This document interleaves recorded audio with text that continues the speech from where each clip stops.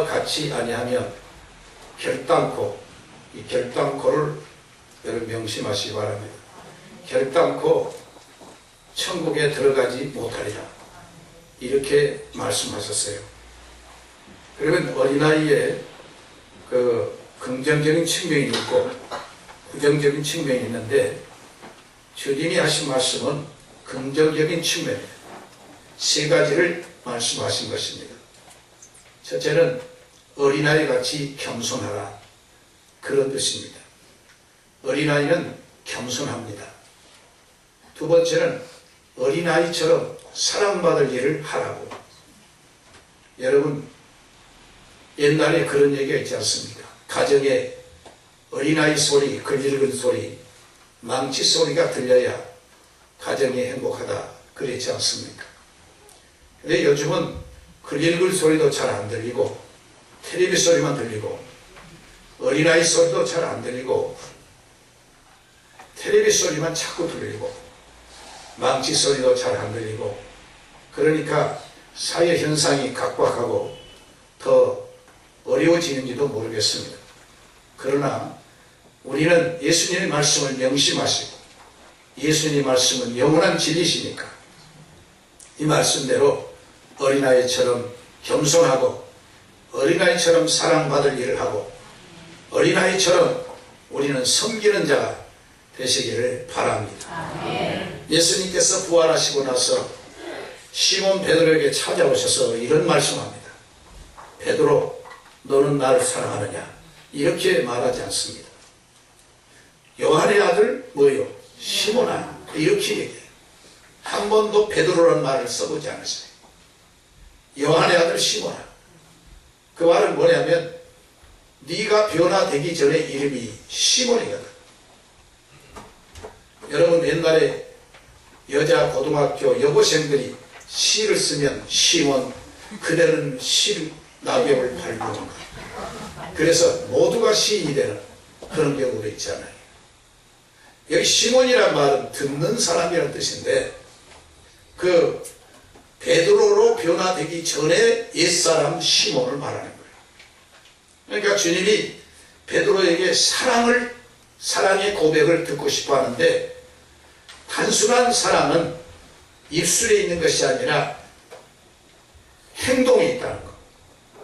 네가 나를 사랑하느냐? 예, 내가 주님을 사랑합니다. 그러면 내 어린 양을 뭐요? 먹이라. 이렇게 사랑이라는 것은 입에 있는 것이 아니라 책임에 있다는 거. 세 번이나 주님이 말씀하셨어요. 오늘 본문에 보면 예수님께서 앞으로 6일 후에 십자가에 달려 돌아가십니다. 사람들은 몰라요. 예수님의 제자들까지도 예수님이 십자가에 달려 돌아가신다는 것을 몰라요.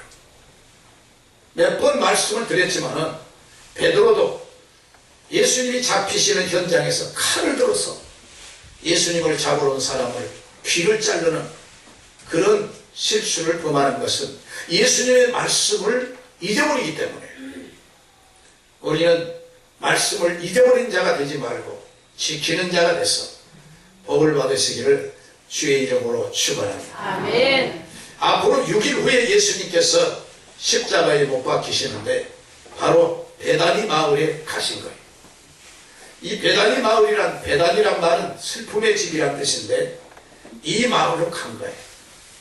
예루살렘 근방이 가까운 하나의 골짜기를 이루고 있는 것이 바로 베다니 마을이에요. 여기는 공동묘지도 있어요.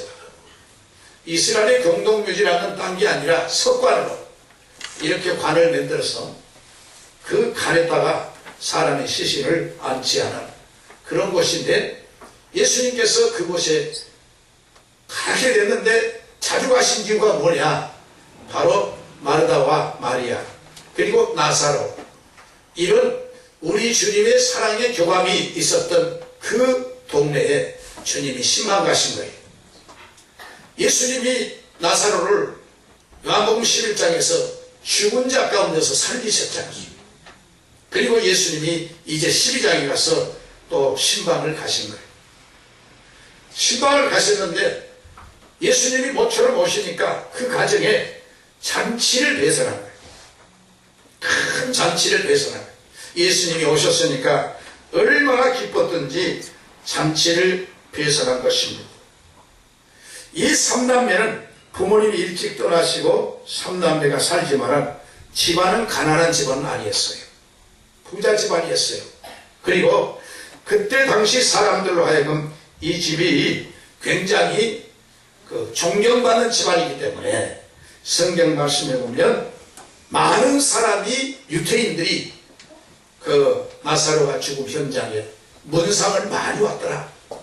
여러분, 유태인들이 문상을 오는 것은 쉽지 않습니다. 그런데 그만큼 이 집이 유명하고 그만큼 유태인들의 관심거리가 됐기 때문에 그 집을 많이 왔던 것입니다. 근데 잔치를 벌려놨는데 거기에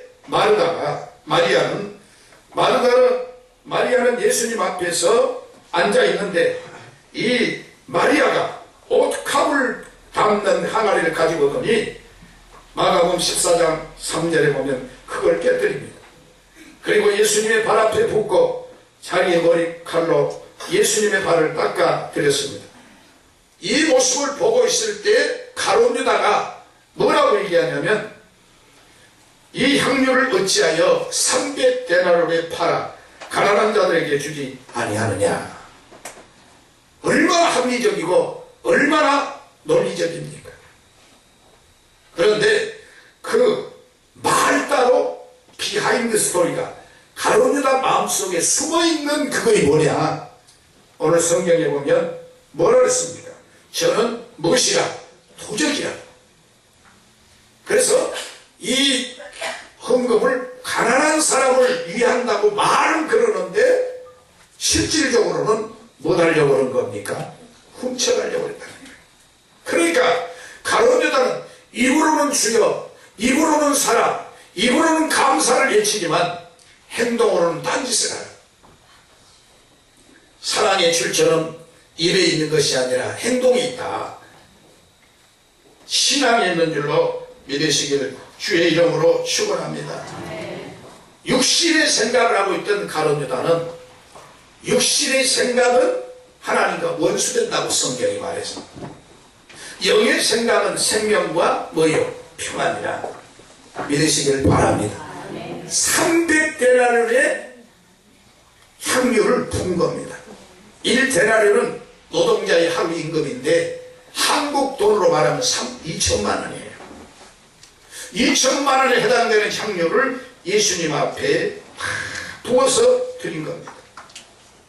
그러면서 가룟 유다가 생각하니까 아니 저렇게 2천만 원을 왜 허비해? 왜 낭비해? 차라리 그것을 팔아서 가난한 사람에게 주면 되지 않아. 우리가 생각할 때는 누구의 말이 더 옳을 것 같습니까? 우리가 재직회를 한다든지 혹은 또 남전도회, 여전도회를 한다든지 혹은 또 청년대학교를 하는데 누구 얘기가 맞을 것 같습니까? 300데나리온의 향유를 땅에 다 버린 것이 낫겠습니까? 그것을 팔아서 가난한 사람을 도와준 것이 낫겠습니까? 누구의 말이 맞은 것 같습니까? 가룟 유다의 말이 맞을 것 같습니다. 그러나 주님은 어떻게 채점을 맡기셨느냐?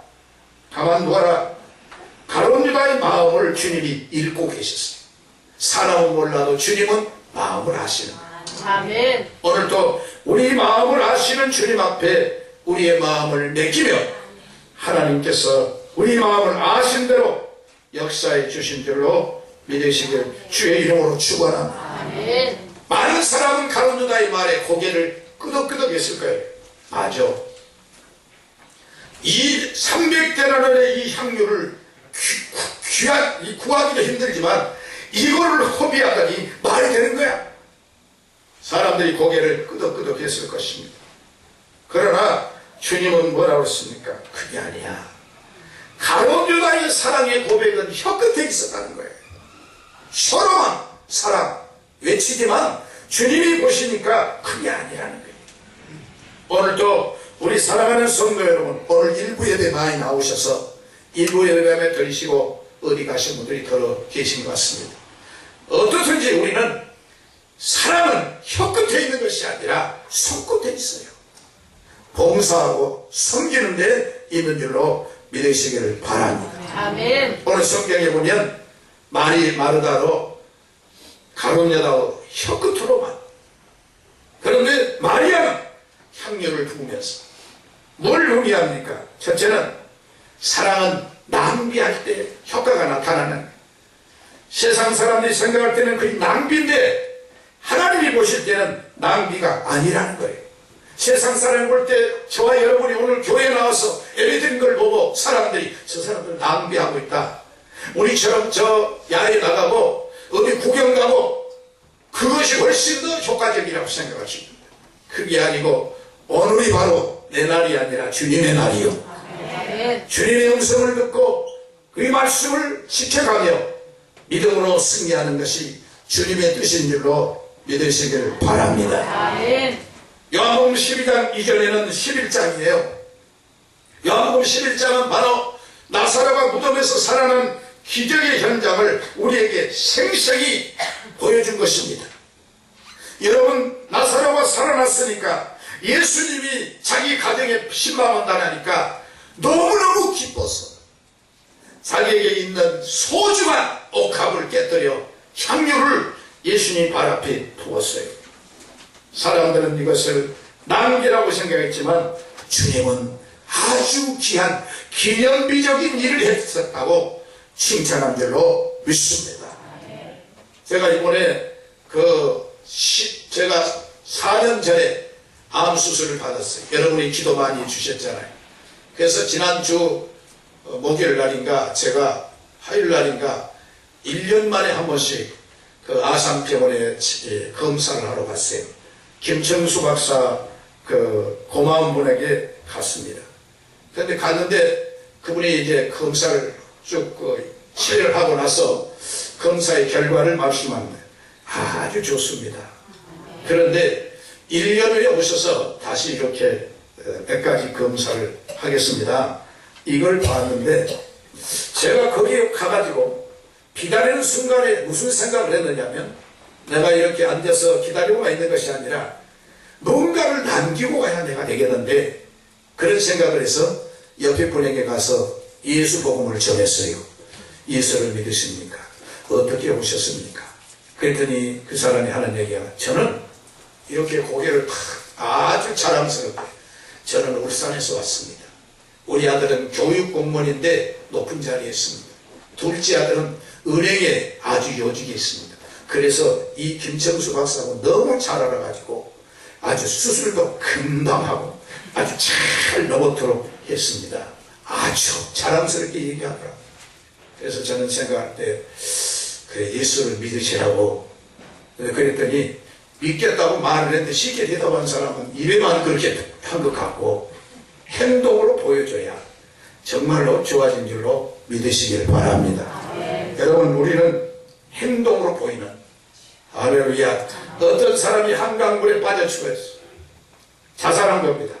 그런데 그걸 보자마자 예수 믿는 사람이 뛰어들었어. 가가지고 옷을 잡아챘어. 근데 그 옷을 벗어버렸어. 그러니까 머리채를 끌어버렸어. 머리채는 뽑아버릴 수 없잖아요. 그런데 끌고 오다 보니까 머리채가 빠졌어요.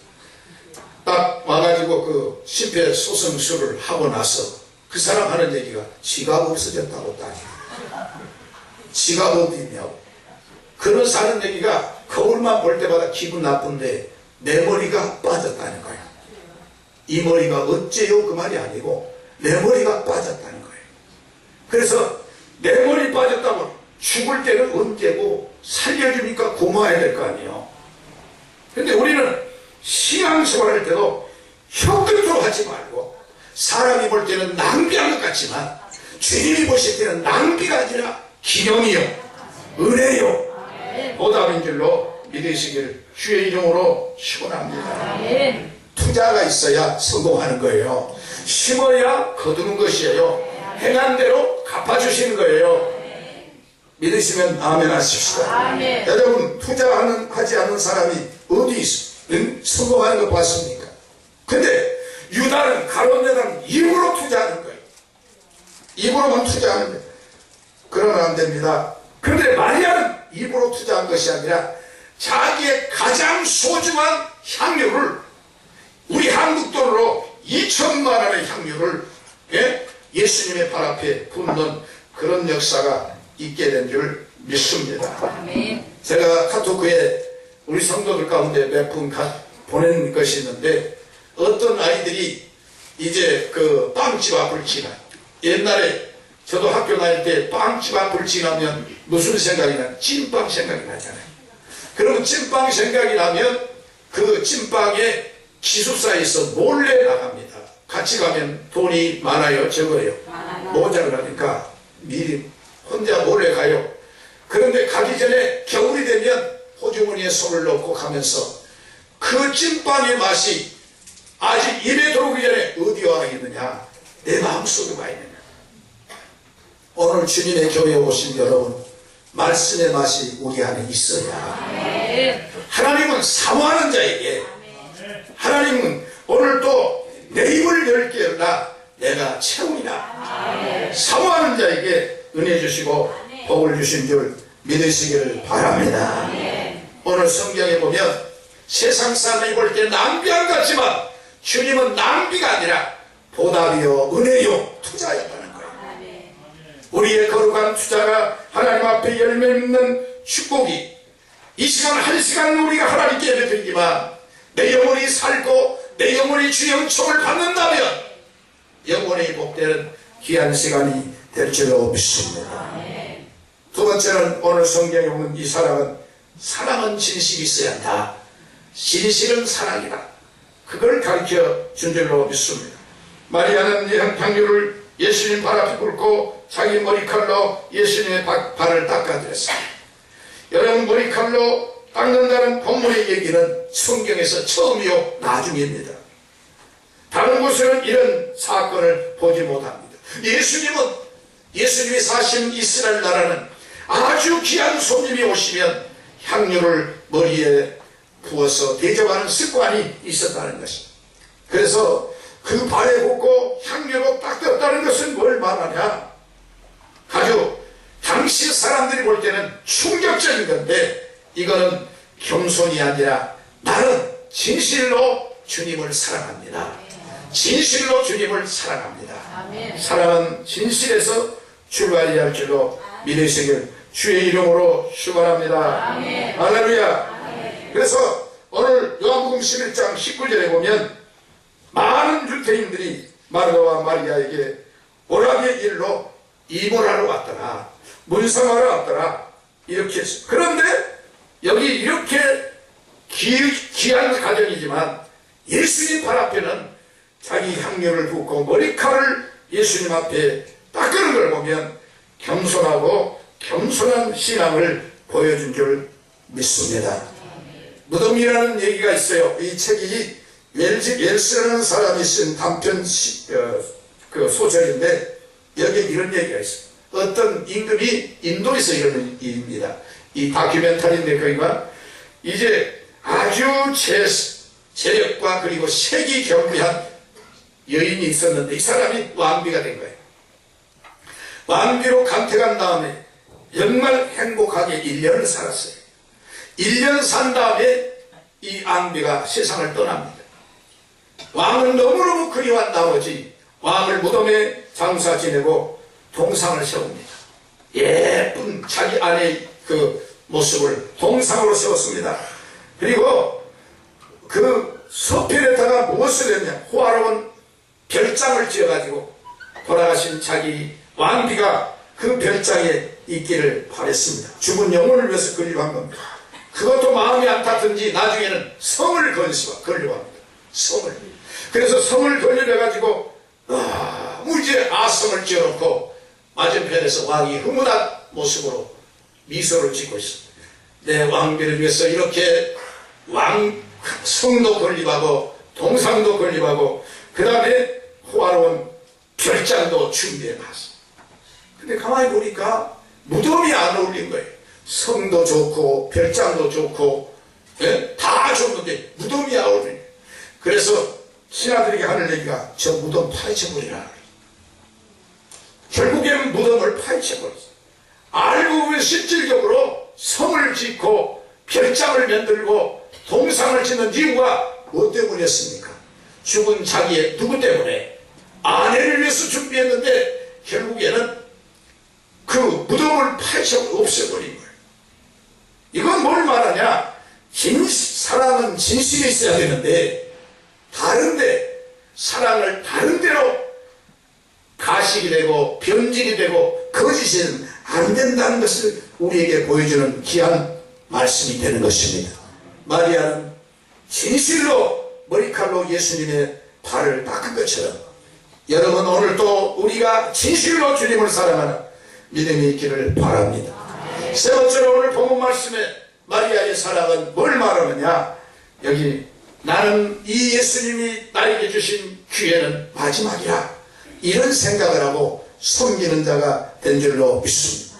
마리아는 알고 있어요. 6일 후에 예수님이 십자가에 못 박혀 돌아가실 것이다. 이건 마지막 기회라고 생각. 내가 어떻게 하면 주님을 위해서 봉사하고 주님의 영광을 나타내기 위한 마지막 기회라고 그런 생각했습니다. 기회는 잡은 자에게 선용이 된 거지만 지나간 사람에게는 후회밖에 남지 않은 겁니다.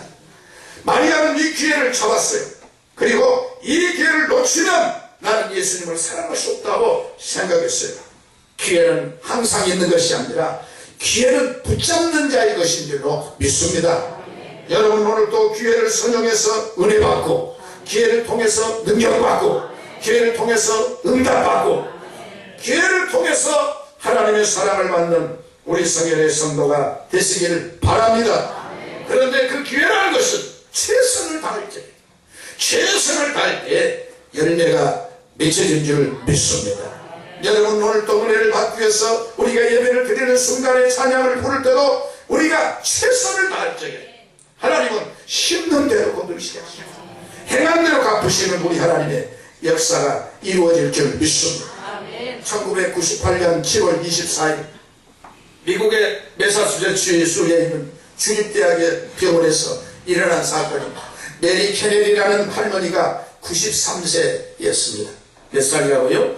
93세 할머니가 병원에서 심장질환으로 쓰러져서 혼수 상태에 이르렀습니다.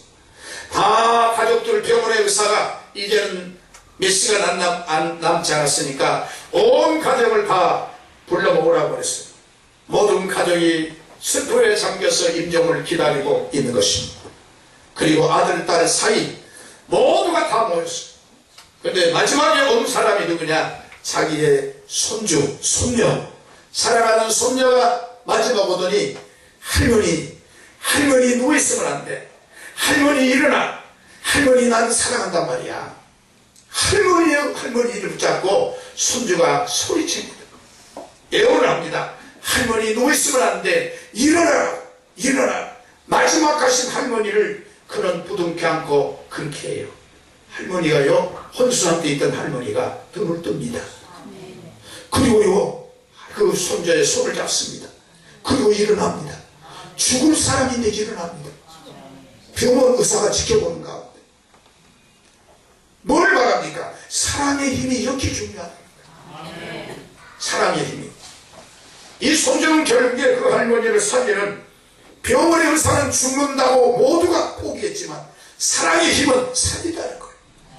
예수님이 우리를 사랑하셔서 하나님이 세상을 이처럼 사랑하사 독생자를 주셨는데 하나님이 이 세상이란 말을 빼고 하나님이 박형일을 이처럼 사랑하사 여러분 자기 이름을 부르면서 한번 얘기해 보십시다. 시작. 하나님이 박형일을 사랑하사. 여러분도 박형이라고 그러지 말고 여러분은 자기 형제란 말이에요. 이제 기회는 지나갔으니까 또 계속 여러분 하나님은 우리를 사랑하신 줄 믿습니다. 사랑은 반응이 있어야 돼요. 혀끝으로 반응하지 말고 행동으로 반응하라. 이것이 미국의 탑뉴스가 돼가지고 미국 전역에 방영된 그런 결과를 낳았던 것입니다. 사랑은 귀한 거예요. 마지막이라고 생각. 내일 있다고 생각하지 말고. 여러분 네팔 지금 현재 지진이라서 우리 노예에서 두 사람의 선교사가 파손되어 있습니다. 한 선교사는 네팔은 언어가 없어요. 언어가 있긴 있는데 문자가 없어요.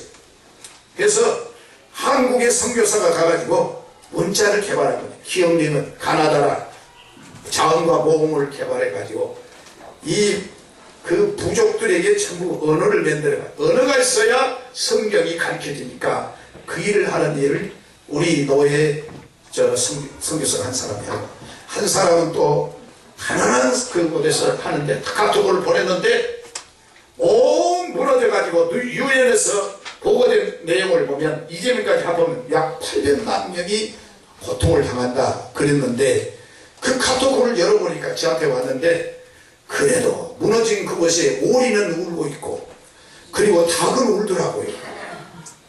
그런데 여러분, 우리가 편안하다 그러지 마시고 어려울 때 도와주는 자가 우리 주님이 기뻐하실 줄로 믿습니다.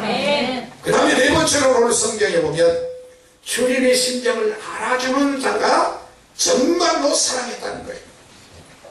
여시 오면 주님이 돌아가실 텐데 이걸 아는 자가 마리아밖에 없었어요. 그래서 주님께서는 이 마리아의 심정을 주님이 아시고 우리 주님께서 마리아를 칭찬한 줄로 믿으시길 주의 이름으로 축원합니다. 오늘 사랑하는 성도 여러분, 우리는 나는 가진 것이 없어, 나는 아무것도 없어 그러는 사람에게 하나님은 이렇게 말합니다. 하나님의 사랑을 보여주는데 우리는 얼굴로도 우리 주님의 사랑을 보여줄 수 있어요. 아름다운 모습, 주님의 사랑의 표현. 교회 오면 인상 쓰지 마시고 교회 와서 주님의 모습 닮아가서 가정에 가서 그 모습을 재현시켜주고 표출시키는 우리 성현의 성도가 되시기를 주의 이름으로 축원합니다. 미인계의 대모라고 하는 유명한 전성의 대표이사, 이 사람은 CEO입니다. 그가 지은 책이 성공하는 CEO의 명품 비서라는 책이 있어요. 여기에 이런 얘기가 나옵니다. 어떻게 하면 남에게 정말로 사랑을 줄 수 있느냐? 그건 첫째로 하완시라는 말을 씁니다. 그게 뭐냐면 얼굴에 화색을 띠고 부드러운 정다운 얼굴로 남을 대하라. 이 사랑이라. 한번 따라합시다. 얼굴에 화색을 띠고 부드럽고 무슨 얼굴로? 아니, 정다운 얼굴로. 옆에 사람 보면서, 나를 보면서 그러지 말고 무슨 얼굴로요? 지금만 하지 마시고 예수님이 내 안에 계시면 여러분 정다운 얼굴. 아멘 하십시오. 두 번째는 뭐라 그러냐면恩시란 말을 써요. 말로 가지고 베풀 수 있는 그 사랑인데, 사랑의 말, 칭찬의 말, 위로의 말, 격려의 말, 부드러운 말을 해라. 아멘 좀 해봐요. 믿으시기를 바랍니다. 셋째는 심실한 말을 듣는데 마음의 문을 열고 따뜻한 마음을 전해주라는 거예요. 따뜻한 마음. 그래서 가정이나 어디 직장에 가더라도 예수 믿는 사람은 따뜻한 마음. 커피가 따뜻한 게 중요한 게 아니고 내 마음에 예수 마음이 있어요. 예수 마음으로 따뜻이 전하시기를 바랍니다. 그 다음에 네 번째는 안시란 말을 했는데 고의를 담는 눈으로 사람을 보는 것처럼 눈으로 베푸는 사랑이 있다고 그랬습니다. 여러분, 눈으로 교회만 하면 경직되고 교회만 뭐 따질 것 같고 그러면 안 됩니다. 교회 오면 사랑이 넘치고 교회 오면 봉사가 넘치고 교회 오면 감사가 넘치고 이쪽은 아멘 안 해요. 믿으시길 주의 이름으로 축원합니다. 그 다음에 다섯 번째는 신실한 말을 썼는데 몸으로 때우는 것으로 남의 집을 덜어주거나 일을 돕는 것이 중요하다 그렇게 말하고, 여섯 번째는 자실한 말을 쓰는데 자리를 양보해 줘라. 자리를. 요즘 보세요. 전철에서도 연세 많으신 분들 자리 양보 안 합니다. 오히려 뭐냐면 제가 듣는 얘기가 많아요. 목사님들이 모이면 그런 얘기를 해요. 젊은 사람들이 요즘은 아는데, 근데 할아버지들이, 어떤 할아버지들은 전철에서 비켜주라고 발로 젊은이들 한번 찬답니다. 네. 그런데 안 비켜주면 그래도 또 이쪽을 찬답니다. 그리고 와서 자기 집에 가서 동네방네 노인네들 나쁘다고 아주 소문을 판단해요. 우리 예수 믿는 성도는 그러지 말고 자기가 있으면 양보할 줄 알고 그건 힘드니까 아멘 안 되지요. 아멘 좀 해봐요. 믿으시기를 주의 이름으로 축원합니다. 우리는 정말로 적극적으로 여러분 혀끝으로 사랑하려고 하지 말고 내 행동으로 손끝으로 사랑하려고 내 행동으로 없다고 생각하지 말고 내 육체를 통해서 말 한마디를 통해서도 우리는 사랑을 전하는 어린아이들을 볼 때도 내 어린아이들이 봉천동 예대교회는 얘들이 요즘 너무 많아서 골치가 하다고 그 목사님 그러시더라고요. 우리 교회는 어린아이들 위해서 이제 우리 백정록 장로님이 아주 양병기도 새로 만들어 놓고 일어났습니다. 그러니까 또 우리 집사님들 열심으로 어린아이들 위해서 말씀을 전달하고 아이들이 가서 그걸 가서 또 집에 가서 풍사 노릇을 합니다. 그러니까 이 아이들 위해서 여러분 기도하시고 정말로 그들에게 정말 우리가 예수님의 마음을 전하고 서로가 남편은 아내를 이해하고 아내는 남편을 이해하고 부모는 자식을 이해하고 자식은 부모를 서로 이해해주는 오늘 성경의 주님의 사정을 서로 이해해주는 하나님께서 그것을 기뻐하신 줄로 믿으시면 크게 아멘 하십시오. 기도하시겠습니다. 하나님